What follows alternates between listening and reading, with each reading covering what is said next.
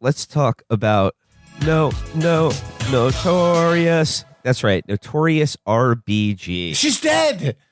She's gone.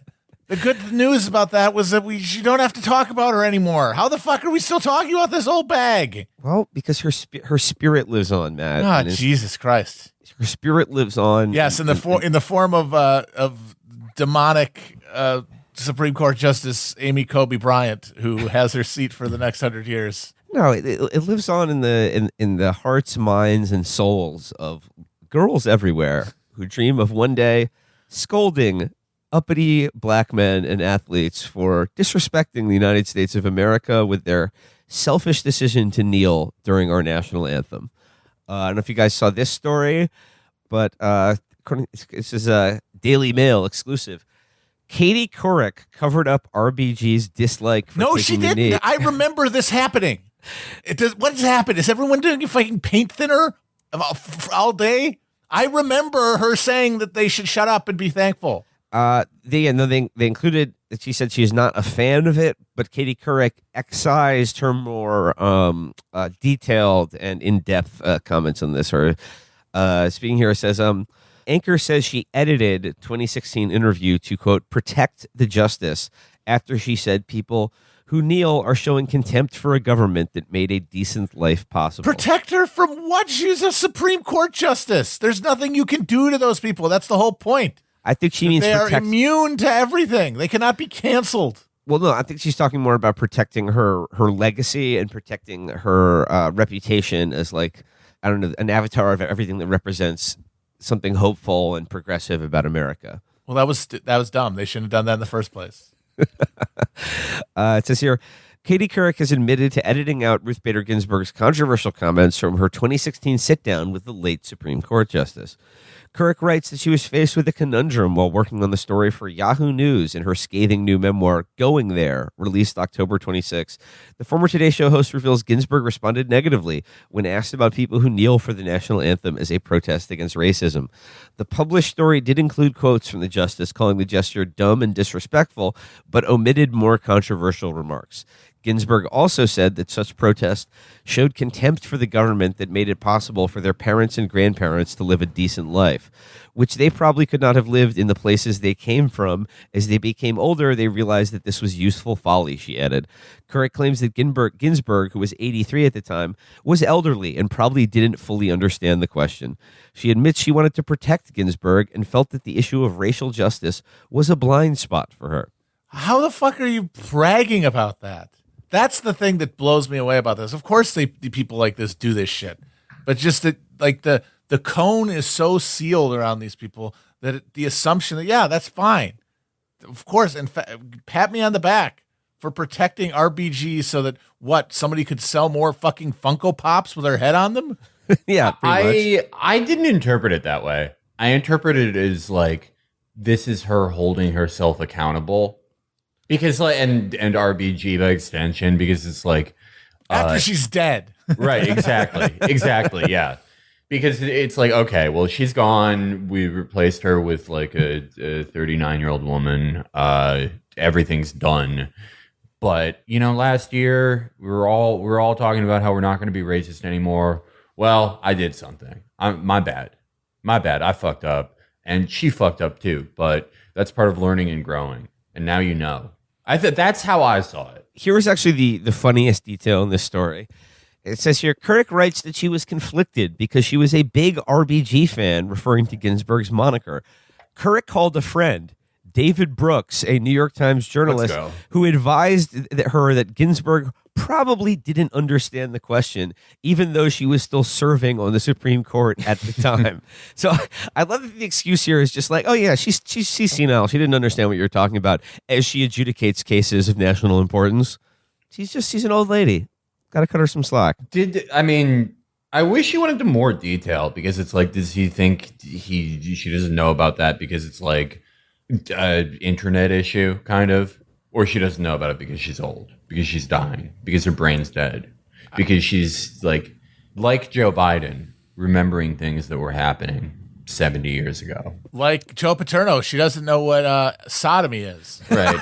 Because like I never thought that RBG like didn't know what was going on. It seems like it's more common for men to like go senile in a funny way because men care about their families way more and they want their families to have big laughs and big fun in their last 5 years of their life. They want to do hilarious gags. You know, like maybe they try taking a potted plant and putting it in a coffee maker and drinking whatever it makes. You know, it's like fun because it's like it's sad. This person you loved is slipping from this coil and their brain is going, but they're going to have similar to Pants Dude. They're gonna have some fun at their own expense for you. Grandpas are devoted to gags and stunts. Exactly. Women, on the other hand, they're with it. I mean, it's they usually you got to get them to like 100. I mean, by that point, they've already fucking sacrificed so much for their stupid families that they're not going to go through the effort of having a funny senility. Well, let them just fall apart. Yeah, but okay. Well, the women think their families want time and nurturing and just being there emotionally in every way, always supporting the kids, always supporting the family. What if everyone just wants laughs? Because, I mean, okay, the divorce rate is like, I'm not going to look it up. I'm assuming it's about 67% about that. It's usually because the man is prohibited from doing gags. It's always a bad sign in a relationship when the laughter dies. Exactly. But Felix, I mean, I see what you're saying about how peps have more of a penchant for funny pranks and gags than Mimas. However, I would say RBG perhaps an exception to that rule, because who can forget one of the funniest gags of all time when she officiated that couple's wedding in the middle of COVID and then died a week later? That was good. I think there was sort of a like Hallmark movie moment where her shitty daughter or something was like, you know, our grandma RBG, that's what they call her, even in her family. We love you and you're great. You inspired every woman to buy a blouse for business. You made women get an internship at the museum. You are that bitch. That's not an insult anymore. You don't know that because you're 100. But you've done so much. What we really want is a gag. We want you to have fun, and we want to have fun. And she was like, okay. And then she died. She died by officiating this fucking DNC insider wedding, which is hilarious. If you're gonna save it for like to go out on top with like a big closer, she really did it. The timing was flawless. And like all great jokes, it led to several other hysterical bust-em-ups.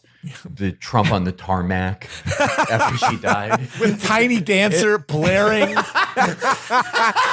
That is a gag and a goof 'em up that is going to be like, I'm going to be thinking out as like the fucking DMT hits my brain. And I just like, as I leave this mortal coil, I'm just going to be thinking, she led a great life. This is the first time hearing about it.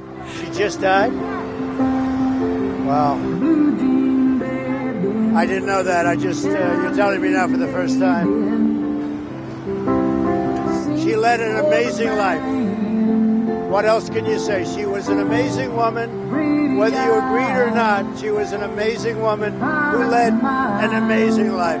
And no, it's the Tiny Dancer playing in the background, but I'm just imagining RBG, she's sitting there, you know, it's just like, you know, not a mask in sight, by the way. I can't believe how Just irresponsible vibing. some people, just vibing. And she goes, I now pronounce you man and wife. Also, would you like this stick of gum? Or then like shake hands, bzz, you know, like just fun stuff like that. You gotta, as I've always said, like, you know, in the art in my house, you gotta live, laugh, love. Absolutely. Who knows? You know, I don't really know. Actually, I do. I know what RBG's main effect was because all the things that people quote from her are losing decisions, where she's on the losing side of the court because she was, I mean, the perfect cultural figure. She was epic at losing. She really delivered a fiery response in a decision that was lost, 6-3 or something. But fuck, I lost my train of thought. Well, doing the math about the Supreme Court. I don't know wait a minute, how many people are on there again? 15? I almost was like 6'4", and I was like, wait a minute, there'd be so many ties. And then I found a solution. I mean, I think like overall what's going on here with the Couric thing is like apparently like, her this new scathing memoir where she goes in and, it's just like apparently comes off as quite a psycho. I'm assuming there's a lot of dishing about Matt Lauer in there as well. But I mean, whether she's admitting to it, I don't know, is like in some sense to salvage her own reputation. But I think what's going on here is that she's admitting that like, she had this, like some fire in an exclusive interview with like one of the most important national figures that she self-consciously omitted and shaded the more what would it be like the more controversial parts of her statement about like, oh, like these people are speaking of black people kneeling to protest the national anthem and like in as it regards to like police killings and injustice like that, saying of them they're protesting a government that makes a decent life possible for them. I think what's going on is I think she like self-consciously shaded or like, basically censored what would have been like, fire if you're a journalist. You're like, yeah, keep talking. Give me that. Let's get some headlines here. I think she self-consciously shaded it because she didn't want to damage the like, sort of cultural industry that had grown up by that point around, the notorious RBG as this figure that like was, as opposed to Trump was like represented everything good and progressive and kind of like feminist about the country. I do hope that there's some part of the book where she stops to bemoan the fact that people just don't trust the media anymore and blames it on Russia or something.